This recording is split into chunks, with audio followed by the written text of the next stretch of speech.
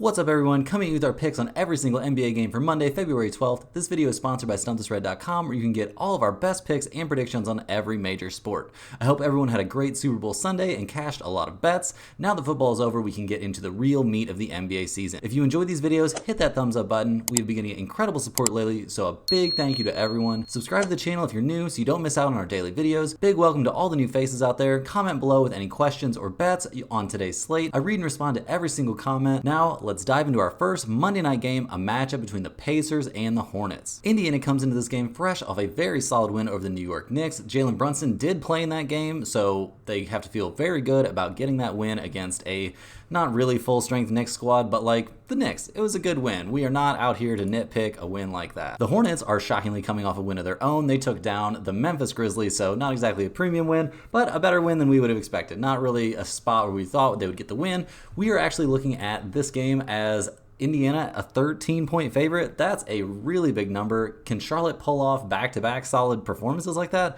I do not think so. This is a huge spread, so it won't be one of our bigger plays of the night, but we are going to be on Indiana to get the win and cover as they are 14-10-1 against the spread playing on the road. Next up, we've got the Philadelphia 76ers heading to Cleveland to take on the Cavaliers. Philly has not been looking so hot with Joel Embiid out. They're only hopeful that he'll come back for the playoffs, so things are looking very, very dim in Philly.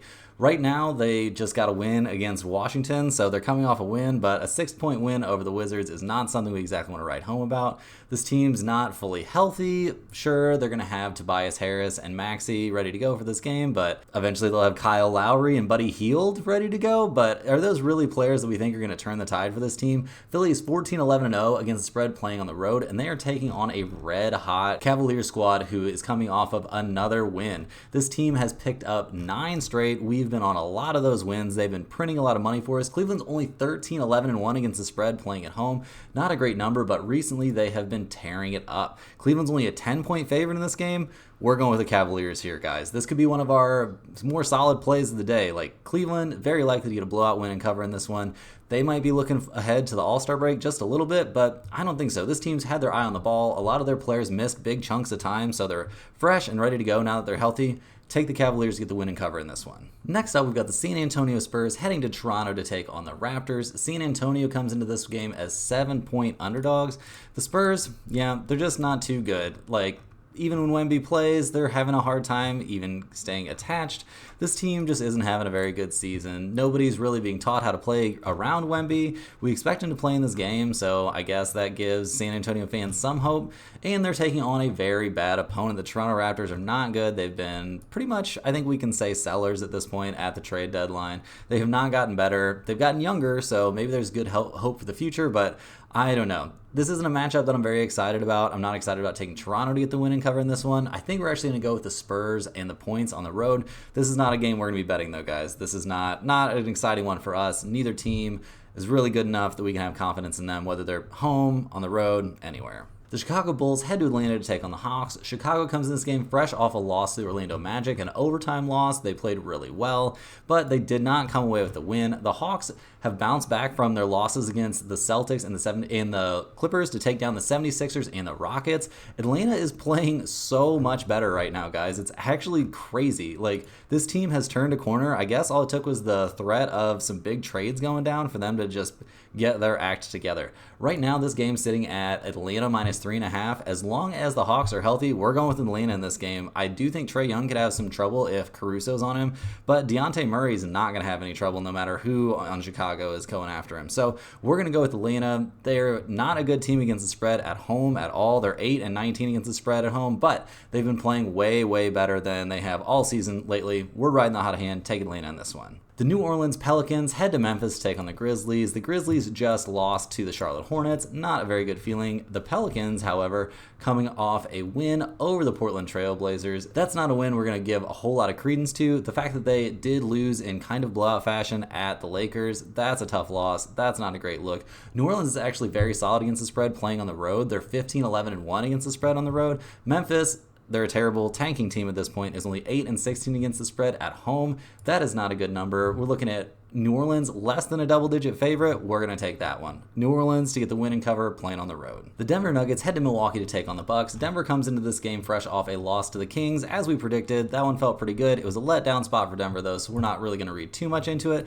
We're just glad we were on the right side of that one. The Milwaukee Bucks come into this game fresh off a blowout win over the lowly Hornets, so also not a game we could read a ton into. Milwaukee's been floundering lately. Chris Middleton could still be out for this game. Right now, the Nuggets are looking relatively healthy. KCP and Michael Porter Jr. are both listed as day-to-day, but with this day off for the Super Bowl, effectively a day off, I kind of expect both of them to play. Denver has been terrible against the spread playing on the road. They're 10-17-1, but Milwaukee has not been much better against the spread playing at home, where they are 11-15-1. So neither one of these teams have significant trends that we can really take into account in this game. Right now, it's basically a pick 'em. Milwaukee's like +1.5.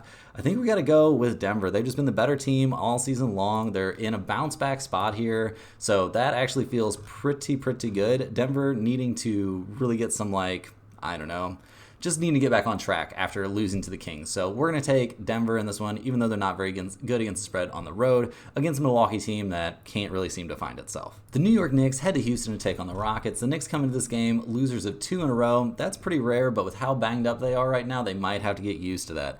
OG's not going to be back for a bit. He had elbow surgery, so he's not going to be coming up to help anytime very soon, at least. Getting Bogdanovich and Alex Burke could help at some point, but I don't think it's going to help right out of the gate here. New York's kind of in a bad spot. The Houston Rockets come into this game not playing well. They've lost 4 in a row now. They lost by 9 points to the Hawks the last time. They were on the road, though, and Houston at home is a whole different animal. The Rockets are 17-9-1 when they're playing at home. Obviously, we have to monitor the health of Alperen Sengun. If he is not playing, that is a big deal. Fred VanVleet still being out does not feel good. He's expected to be out for another week, but that news came out 5 days ago, so he could be getting relatively close, but he's not expected to be ready for this game. The news that I'm seeing right now is that VanVleet is likely to make his return on the 14th, so we will not be seeing him in this game. I think regardless, though, we're going to actually go with Houston and the points at home. I think if the Knicks win, it's going to be a close one. Jalen Brunson is really going to have to carry a heavy load, and he's got a bunch of new players to work into the rotation. We're going to side with Houston against the spread in this one. It's not going to be a huge lean, though. Houston's not a team that I really feel like I can trust. The Washington Wizards head to Dallas to take on the Mavs. In this next game, the Wizards have lost 1, 2, 3, 4, 5, 6 in a row. They've been playing through a tough stretch of schedule, though, and they've actually been playing a little bit better. They kept it very close against Boston. They kept it competitive against the shorthanded 76ers. Just in general, though, they've been playing a little bit better. This isn't a team that's very good. They're in a terrible spot with some contracts that they have. Like, that Jordan Poole deal is not looking very good. And now they have to take on the Mavericks. Dallas has been playing great recently. They won 4 in a row, including a win over the Oklahoma City Thunder and a win over the Knicks. This team is looking completely different now that Kyrie Irving is back on the floor. However, when you look at the trends, we see Washington is a stellar 16-9-1 against the spread playing on the road. They're always massive road underdogs, and that's no different in this one. Washington's getting 14 points. Do we really think Dallas is going to get a total blowout against this team? Coming off the Thunder, this is kind of a letdown spot. We don't really expect the Mavs to be trying their hardest in this game to earn a blowout. They don't really need to. Kyrie is probable. Luka is also listed as probable. I expect them both to play, but are they really going to play them full minutes? Are they going to need to? I think we have to go with Washington as a small lean in this one. We're playing the trend here. Dallas is only 12-16-0 against the spread playing at home. This isn't the kind of game they're going to get up for. And Washington, I don't know if they really get up for any games. It's hard to tell, but they've been very good against the spread playing on the road. So give me all those points and the Wizards in this one. Next up, we have a very interesting trend matchup. We have the Golden State Warriors, who are a league best 15-8-0 against the spread playing on the road, against the Utah Jazz, who are a league best 18-6-0 playing at home. The Warriors come into this game playing some of their best ball of the season. They've won 4 straight now. They seem to be getting things back on track. They really should have lost that game against the Suns, but we saw Steph Curry hit one of the most clutch shots of this season, and maybe not of his career. He's had too long and storied of a career, but he hit an incredible 3 to give the Warriors the lead with 0.7 seconds left in that game. Golden State was really leaning on him heavily. Draymond Green's starting to get a little bit mouthy and a little bit loud again, which is not a good sign for the Warriors. Hopefully he can keep his emotions and his whole demeanor under control.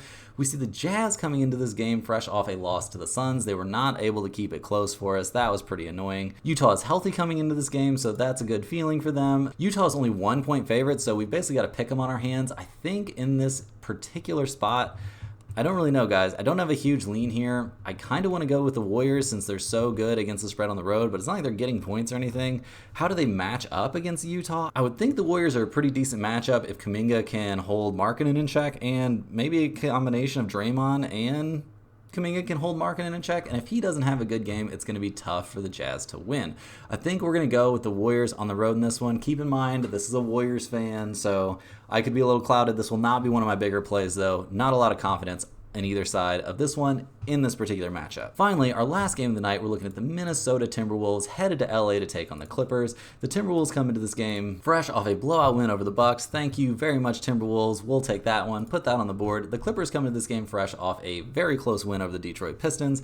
Not exactly what you would be hoping for if you are a Clippers fan, but they don't really get up for those kind of games. That's not really their whole shtick. The Timberwolves come into this game healthy. The Clippers come into this game also with a clean injury report. Not exactly what you expect from the Clippers, but this season has been different. Minnesota has been about an even team when playing on the road this season, against the spread that is. The Clippers are a little bit above the average when playing at home against the spread. They're 14-11-0, so that's pretty solid. The Clippers are 3.5-point favorites. I think we're going to take the Clippers to get the win and cover at home. They're the kind of team that's going to get up for this matchup against the Timberwolves.